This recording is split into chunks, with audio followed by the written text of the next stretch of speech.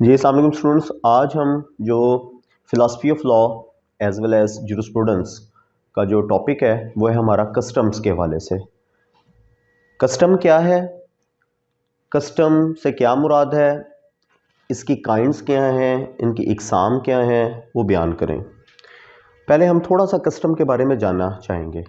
हमें पता होना चाहिए कि कस्टम किसको कहते हैं। कानून के अंदर रस्म व रवाज, प्रैक्टिसेस, ऐसी प्रैक्टिसेस जो कि टाइम इमेमोरियल हैं, जो कि टाइम एंटिक्विटी हैं, इतनी कदीम कि कोई शख्स अगर उसके ओरिजिन को तलाश करने की कोशिश करे तो उसकी सोच मध्यम हो जाए, वो उसके ओरिजिन तक ना जा पाए। ऐसी चीज़ को रस्म व रवाज और प्रैक्टिस कहते हैं। इसकी अहमियत क्यों है कानून में? इसकी अहमियत इस वजह से है कि बहुत सारी ऐसी कस्टम्स हैं, ऐसी रस्म व रवाज हैं, प्रैक्टिसेस हैं जिन्हें कानून का दर्जा मिल गया। क्यों मिल गया? इसलिए मिल गया कि वो इतने अरसे से मुआशरा उसको प्रैक्टिस कर रहा है। एक बहुत बड़े लोगों की तादाद, एक इलाका उसको प्रैक्टिस करता है और उसको कानून का दर्जा देना रियासत के लिए भी आसान बात है, क्योंकि लोग तो पहले ही प्रैक्टिस कर रहे हैं। हमने एक ऑस्टन का एक नज़रिया पढ़ा था जिसमें वो कहता था law is the command of the sovereign which is enforceable by the physical force of the state. यानी कि वो ये कह रहा था कि कानून वो है जो कि रियासत की कमांड है और रियासत उसे अपनी ताकत और कुव्वत के ज़रिए उस पर अमल दरामद करवाती है। तो हमने उसके क्रिटिसिज्म में जाके ये देखा था कि every law is not the command of the sovereign. A good law is what which is accepted by the people in general.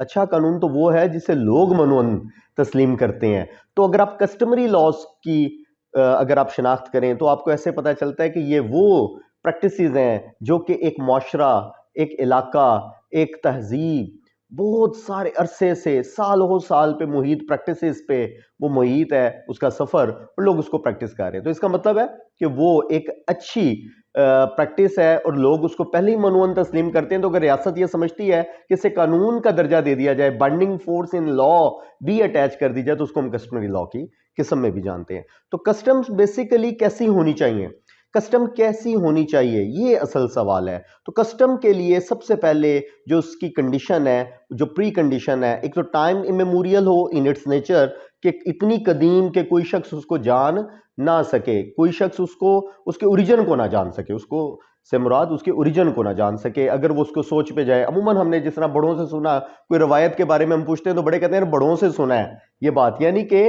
कोई ऐसी खानदानी प्रैक्टिसेस भी हो सकती हैं, इलाकाई प्रैक्टिसेस भी हो सकती हैं, ये नहीं पता होता ये कब से चल रही हैं, बस चलती चली आ रही हैं, सदियों पे मुहित उसका सफर है। इसी तरीके से वो कॉन्टिन्यू है। तो इसको कस्टम को कैसा होना चाहिए कि कॉन्टिन्यू, विदाउट एनी इंटरवल हो। ऐसा ना हो कि कोई उसमें गैप आ गया। कोई गैप अगर आ जाए तो वो कस्टम नहीं है, वो ट्रेडिशन नहीं है, वो रवायत नहीं है, वो कोई फैशन तो हो सकता है लेकिन वो कस्टम नहीं हो सकती। तो फैशन बदलता रहता है, कभी होता है तो कभी नहीं होता, लेकिन जो कस्टम होती है वो लगातार होती है, कंसिस्टेंट होती है। इसी तरीके से जो आपके पास अनइंटरप्टेड कॉन्टिन्यूटी भी है, फिर पॉजिटिव मोरालिटी। कस्टम को कैसा होना चाहिए? मोरल होना चाहिए, इखलाकी कदरों पे मबनी होना चाहिए। एक ऐसी चीज को हम कस्टम नहीं कह सकते जो कि इमोरल हो, गैर इखलाकी। कोई गैर इखलाकी चीज कस्टम का दर्जा हासिल नहीं कर सकती। अब इखलाकियात का जहां तक ताल्लुक है, ये सोसाइटी टू सोसाइटी वेरी करता है, ये एरिया टू एरिया वेरी करता है। बहुत सारी ऐसी कस्टम्स होंगी जो कि यूरोप में होंगी। अगर आप मुस्लिम कस्टम्स का जिक्र करेंगे तो मुस्लिम रस्म और रवाज का जिक्र करेंगे तो वो यकसर मुख्तलिफ हो सकते हैं किसी नॉन मुस्लिम कल्चर के हवाले से, उनके तहजीब के हवाले से, उनके प्रैक्टिसेस के हवाले से। बहुत सारी ऐसी चीजें जो वहां पे बुरी ना जानी जाती हों, मगरबी दौर के अंदर, मगरबी एरा के अंदर, वहां पे वो चीजें बुरी ना जाती, उनके लिबास के हवाले से हो सकता है, उनके रहन सहन के हवाले से हो सकता है, उधर वो चीज अडॉप्टेबल है, लेकिन वो मुस्लिम सोसाइटी, मुस्लिम कल्चर के अंदर वो नहीं हो सकती। तो लिहाजा इससे हमें ये पता चलता है कि कस्टम टेरिटरी टू टेरिटरी भी वेरी करती है। लोगों में, मुआशरे में मुख्तलिफ लोग मुख्तलिफ कस्टम्स को प्रैक्टिस करती हैं। सिर्फ एक मुल्क के अंदर कई कस्टम जो होती हैं प्रिवेल कर रही होती हैं। जैसे कि अगर पाकिस्तान है तो कुछ, अगर आप इलाकाई कस्टम का जिक्र करें, पंजाब की कुछ और होंगी, खैबर पख्तूनख्वा की कुछ और होंगी, सिंधी कल्चर कुछ और होगा। तो इसी तरीके से बलूचिस्तान की कुछ और होगी। तो इससे हमें यह पता चलता है कि कस्टम्स जो होती हैं, बहुत सारे लोग जब उसको प्रैक्टिस कर रहे होते हैं, या तो किसी एक इलाके की हद तक, या मुल्क के हद तक, या एक ओवरऑल, तो वहां पे उसको कस्टम का दर्जा आप देते हैं। इसी तरीके से रीजनेबल होना चाहिए, माकूल होना चाहिए। गैर माकूल चीज कस्टम नहीं हो सकती, जो कि अक्ल के पैमाने पे ना पूरी उतरती हो, या लोग उसको प्रैक्टिस करना मायूब समझते हो, तो ऐसी चीज भी कोई कस्टम नहीं हो सकती। तो रीजनेबल चीज या प्रैक्टिस ही कस्टम होगी। इसी तरीके से पुरअमन, पीसफुल कस्टम एक ऐसी उसकी रिक्वायरमेंट है एसेंशियली कि उसको पीसफुल होना चाहिए, पुरअमन, लोग उसको सरेआम लगातार पुरअमन प्रैक्टिस करते हो, ऐसी चीज कस्टम हो सकती है। रस्म और रिवाज, नॉट अगेंस्ट द लॉ, कोई भी कस्टम को बरखिलाफे कानून ना होना चाहिए, ना हो सकती है। वो अगर कोई भी ऐसी प्रैक्टिस लोगों की जो कि कानून के बरखिलाफ हो, और वो ये समझते हो कि ये हमारी कस्टम है, तो ऐसी चीज को कस्टम का दर्जा नहीं दिया जा सकता। कई ऐसी रस्म और रिवाज जो इलाकाई थे, चल रहे थे, जैसे सती की रस्म थी, या कोई और कुरान के साथ निकाह कर दिया, कोई और चीज, ऐसी चीज को वो अपनी कहते थे हमारी प्रैक्टिसेस हैं, ऐसी चीज क्योंकि उसको कानून के बरखिलाफ खड़ा कर दिया गया, तो वो कस्टम का दर्जा हासिल नहीं कर सकती। इसी तरीके से नेचुरल जस्टिस के अगेंस्ट ना हो, कोई कस्टम ऐसी ना हो जो कि नेचुरल जस्टिस के अगेंस्ट ना हो। नेचुरल जस्टिस किसको कहते हैं? फितरत इंसाफ के असूल जो पूरी दुनिया में यकसर हैं। ऐसा नहीं है कि किसी पर्टिकुलर टेरिटरी के हद तक आप उसको जानते हैं, ऐसा बिल्कुल नहीं है। पूरी दुनिया में मिसाल के तौर पे जैसे ओडाई आल्टम पार्टम का एक प्रिंसिपल है, no one can be condemned unheard, किसी को बगैर सुने सजा नहीं दी जाएगी। नोटिस का कंसेप्ट पाया जाता है, समन का कंसेप्ट पाया जाता है, ऑल ओवर द वर्ल्ड ये मौजूद है। एडम एंड ईव के केस से हमें इसका हवाला मिलता है। अगर आदम अलैहिस्सलाम, अम्मा हवा अलैहिस्सलाम के ऊपर भी अगर शैतान ने इल्जाम लगाया, तो अल्लाह ताला ने उन्हें भी समाअत का मौका दिया था, उनको भी मौका दिया कि आप अपनी सफाई में कुछ कहना चाहेंगे। तो इसकी जो ग्रास रूट है वो हमारे समझ से तो बहुत दूर है, इसकी इब्तदा तो शुरू से कायनात बनने से भी पहले से है। तो लिहाजा अगर दुनिया के अंदर भी इसकी प्रैक्टिस की जा रही है, इसको नेचुरल जस्टिस का नाम दिया जाता है। किसी मुल्क का, ये बताने के लिए बात जरूरी है स्टूडेंट्स, किसी भी मुल्क में उस मुल्क का कानून अफजल होता है। अगर कानून से ऊपर कोई चीज होती है तो उस मुल्क का आइन होता है। अगर आइन से भी ऊपर कोई चीज होती है तो वो प्रिंसिपल्स ऑफ नेचुरल जस्टिस होते हैं, जिनमें से एक मैंने आपको बताया, एक और भी है जिसको आप अगली क्लासेस में जाके भी स्टडी करेंगे, जिसके अंदर नीमो डेबिट बिस प्रोइडम कॉजा सुवा का एक प्रिंसिपल है, जिसका मतलब यह है no one can be a जज इन हिज ओन कॉज। कोई शख्स अपने ही मामले में खुद से जज नहीं हो सकता, क्योंकि अगर वो अपने मामले में खुद ही जज बनेगा तो फिर वो इंसाफ के तकाजे पूरे नहीं कर सकेगा,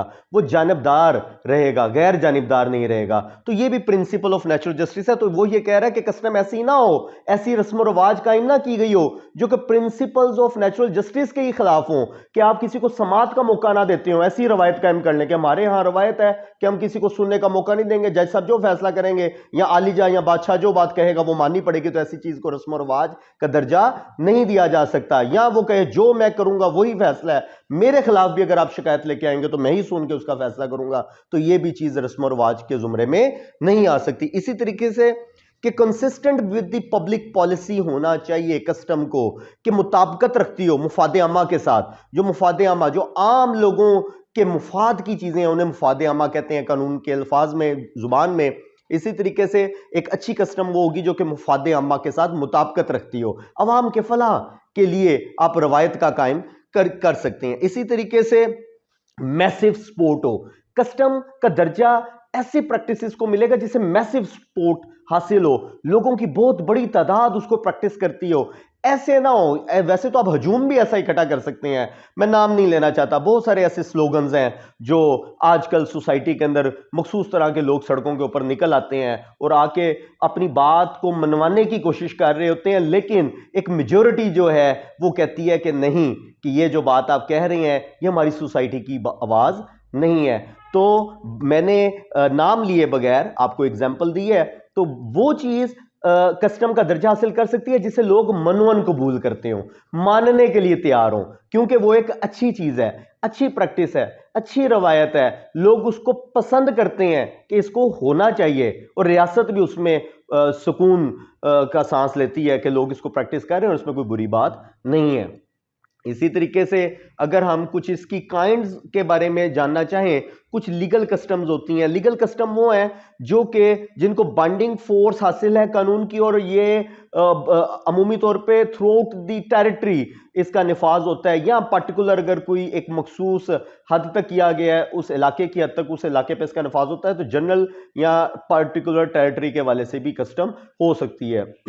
इसी तरीके से लोकल कस्टम्स वो है जिनका ताल्लुक किसी पर्टिकुलर टेरिटरी के वाले से है, एक मखसूस इलाके तक उसकी प्रैक्टिस है, उस मखसूस इलाके के अंदर उसको प्रैक्टिस किया जाता है, तो हम उसको लोकल कस्टम्स कहते हैं। जनरल कस्टम्स वो हैं जो कि पूरे मुल्क के अंदर फैली हुई हैं, और मुल्क से भी हटके कुछ अगर रिलीजियस कस्टम्स हों, मजहबी रस्म व रवाज हों, तो वो पूरी दुनिया में भी उस मजहब से ताल्लुक रखने वाले लोग पूरी दुनिया में भी उसको प्रैक्टिस कर रहे होते हैं। जैसे रिलीजियस कस्टम, जिसको हम किसी एक मुल्क के लिए उसका मजहबी त्यौहार होता है, जैसे कि कोई ईद, शबरात का त्यौहार, लेकिन किसी दूसरे मजहब से ताल्लुक रखने वाले के लिए वो जरूरी नहीं है कि उसे फॉलो करे। इसी तरीके से अगर कोई जो है टमाटर मारते हैं किसी को, तो वो कहें जी हम इसको सदियों से प्रैक्टिस कर रहे हैं, तो वो उनकी कोई प्रैक्टिस हो सकती है। कोई हिंदुआना अगर कोई वो रिलीजियस प्रैक्टिस कर रहे हैं, तो वो उनका मजहबी त्यौहार होगा, कोई होली का त्यौहार। इस तरह मुसलमान भी अपने रिलीजियस, तो ये फिर किसी पर्टिकुलर टेरिटरी तक नहीं रहते,